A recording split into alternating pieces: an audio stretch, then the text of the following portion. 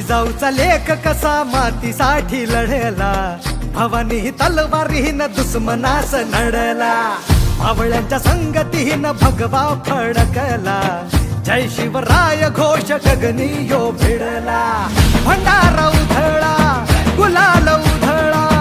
रयतेचा राजा जिंकून आला, वाजवा चौघडा